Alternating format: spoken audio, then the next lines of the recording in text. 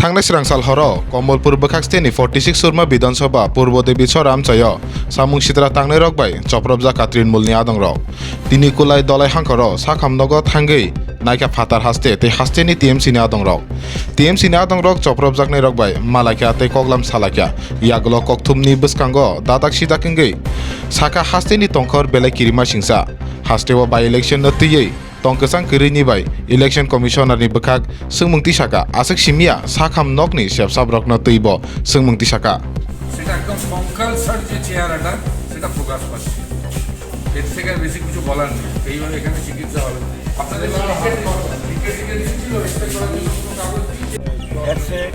জল নেই কিচ্ছু নেই রুগীকে দেখার মতো অবস্থা নেই মানে একটাই প্রশ্ন এই রাজ্যের মুখ্যমন্ত্রী একজন চিকিৎসক এই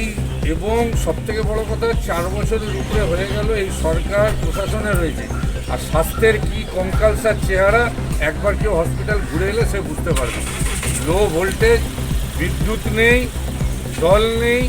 কোনো কিচ্ছু ল্যাবের অবস্থা কি একটু আগে আমাকে সাইনবোর্ড দেখাচ্ছিল এই তো পরিস্থিতি এই যদি রাজ্যের স্বাস্থ্যের পরিস্থিতি হয় তাহলে ত্রিপুরাবাসী কী করে ভালো থাকবে আমার তো জানা নেই। যাই হোক আমরা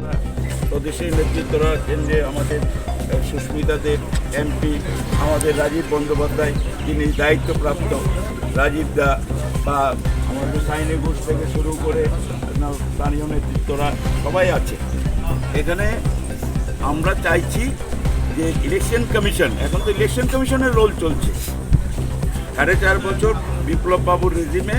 মানুষের ন্যূনতম নিরাপত্তা ছিল না যখন যাকে খুশি আক্রমণ করা হয়েছে বাড়ি ঘর ভেঙে একের পর এক খুন করা এইভাবে প্রতিদিন ঘটনা হচ্ছে এখন নির্বাচন কমিশনের রোল জারি থাকা সত্ত্বেও